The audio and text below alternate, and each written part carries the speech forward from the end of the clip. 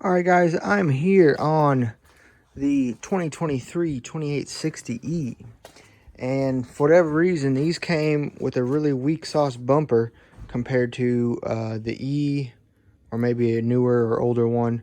But it's just, as you see it, it's 3/8 thick. So it's not like it's thin, but you know, any real force is gonna, I can't tell if that's hollow or not, but it's just not a lot. I've already almost had something, you know, hit this and go under and smash through that. So we're gonna add some more supports. We're gonna add a cross for sure, like the other version's bumper, and I might add a couple verticals as well from that cross, just to make it, you know, real tricky for something to get through there. And down here, we're gonna have some kind of, I don't have a shackle mount. In hindsight, you probably should get a shackle mount and just weld a shackle right in the middle there for a nice 7/8 size shackle. And, you know, that'll be your tow point if you're ever dead, need winched on a trailer or something. What I'm also going to do, though, down here, I'm going to add a 2-inch receiver, because that's going to be my weight box holder. Could also be a shackle. Could be a trailer ball in the front. Could be a lot of things when the bucket's off. So I'm gonna do this all. I believe they're size 22 bolts, but we'll get them off. And then this is gonna go up underneath here. And I'm thinking I'll use this, just like this on the back side of the frame. And then there'll be 2 triangles from here up to the frame on this side, or right up here, right on either side. That will be just flat bar probably. Probably with just this and the 2 triangles, it'd be plenty strong, especially for what we're using this for. I think this hitch, what is this rated to? I don't know what the 49, I think it's only rated to like 600 pounds tongue. What the website said, but anyway, I know it's not a whole lot, and we're not going to build it to hold a whole lot. It does have a 1/2-inch frame on the tractor over there in the front. This is just 2-inch. This was 2-inch square tubing, 1/8-inch wall that I had a scrap piece laying around, and it looks like it's going to be just fine for this. I had initially bought this giant 1-inch bent D-ring, 47,000 pound, and I was going to use this in the front to be my main D-ring point, and now I'm realizing, thanks to having this, it'd probably be better just to have a shackle mount in front. With that said, it's metal. You can always cut it off. I have it. I paid the 13 bucks for one of these, and I only have one. Kind of a waste not to use it, so I think I'm going to put it on there. But I also definitely want to try one of these, because this will be, I think in my mind, if the loader's off, I'll build a weight box for it, and this will be where I mount my weights. All right, got that off. Came off pretty quick. Like I said, 22 millimeter front and back. We have the hood up because we are going to need to disconnect one of the battery sides, just so we don't potentially short everything. I think the owner's manual does say to unclip every main ECU thing. I was told at the dealership that's probably extra safe for warranty, you know. He said, I was told just undoing one of the batteries should be enough.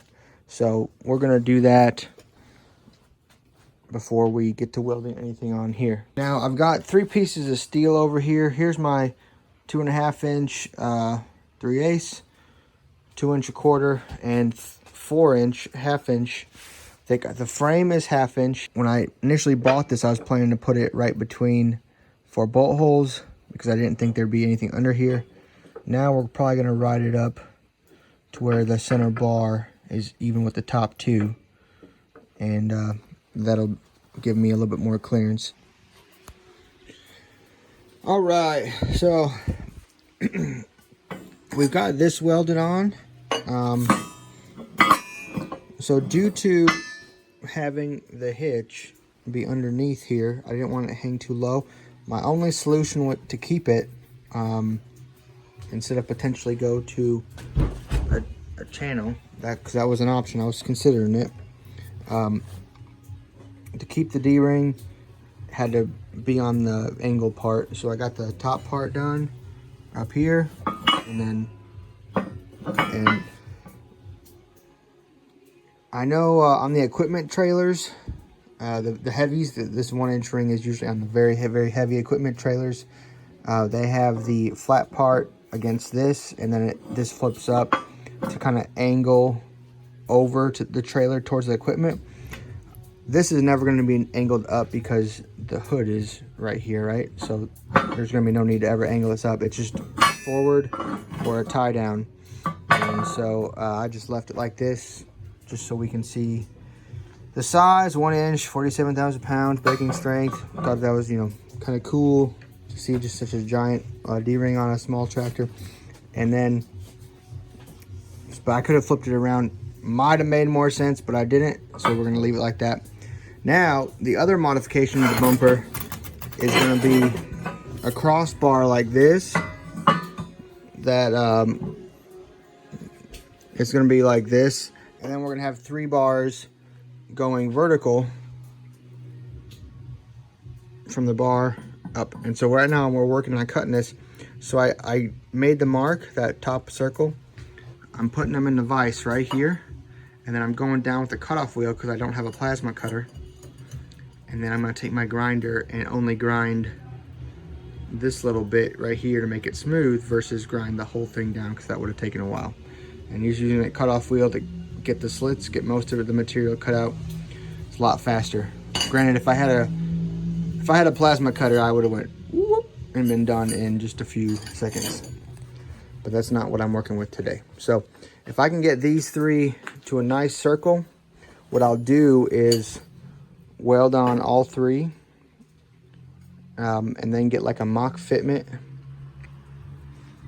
And because due to the nature of this being a tube up top, this can't just slide straight forward. It's gotta be like this. So this really has to be somehow connected to this before I start.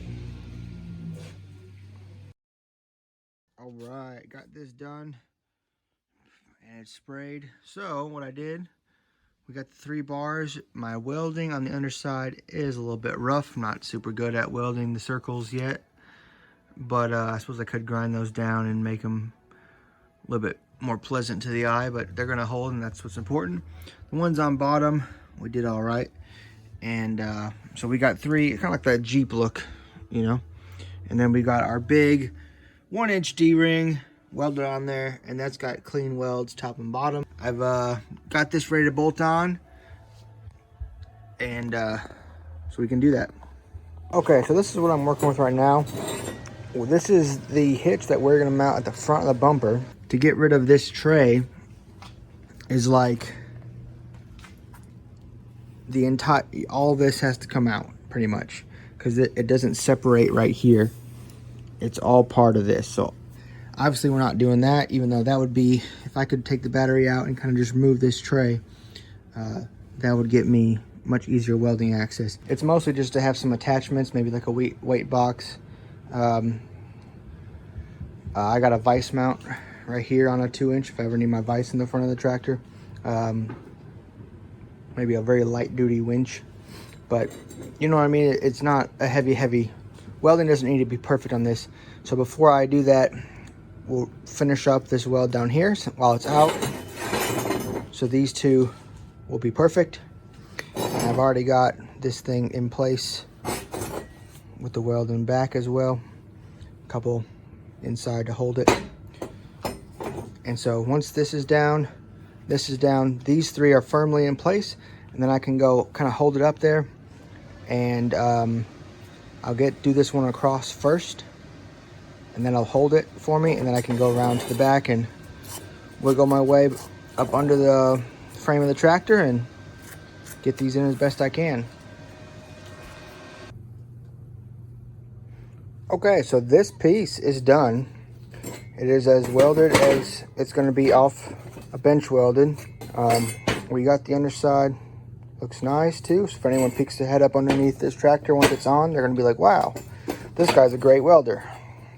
Even though still a rookie, just those two turned out real nice. And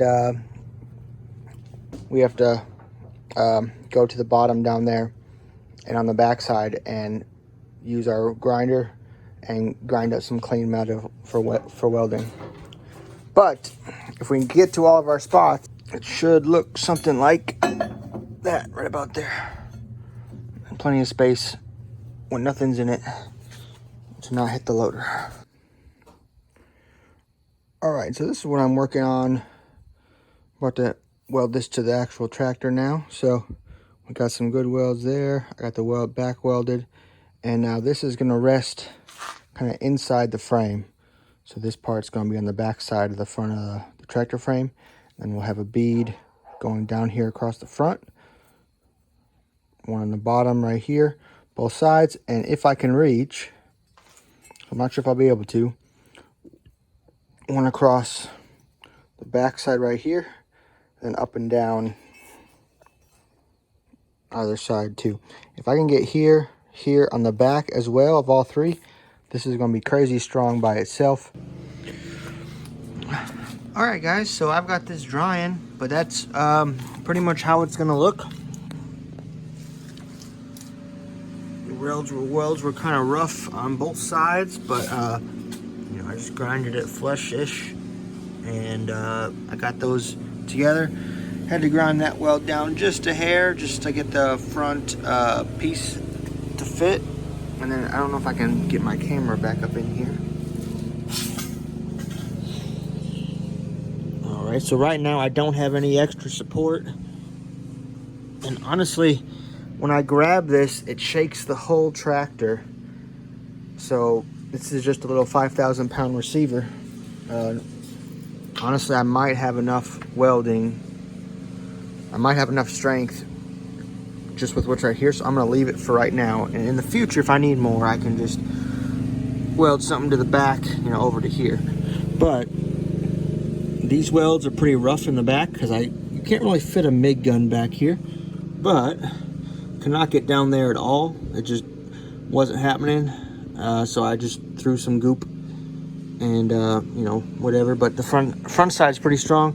But the important thing is I got the vertical top to cross and on both sides of that kind of 90 piece right there. So like I said, if I grab this and I shake it, it shakes the whole tractor. So for just a 500 pound weight box or whatever else I plan to do with this, I don't think I'm gonna need any more support, to be honest. So we're gonna leave it. And like I said, pretty rough stuff, but this side there was a nice gap initially, so I filled the whole gap with weld. So if there's a weakness on this, it's that side for sure. But it's centered, it's painted to match, and whenever this dries, I'll put the front bumper back on. All right, we got that on there, and I took this back off to redo it. So weld quality on this one's top notch. But what I did was I basically took this piece and I chopped, I don't know, about that much, half an inch off of one of the sides, just so there was less play. And so now, whether it's pulling at an angle or straight ahead, it's pretty tight in there, but you can still go up and down. And that raised it, you know, well north of hitting the receiver. Before, the previous way I had it, as you see, it would rub right at the front, just to that raised part. It would just barely rub. And so this way, it's definitely not touching. And so I'll let this cool down a little bit, so now we can paint it. We're using the Tech Gray 85 from AGCO, which is the factory color for the bottom, all the bottom gray over there. And we'll spray it, let it dry, and then bolt it back on. All right, and here's the finished product. We have everything ready.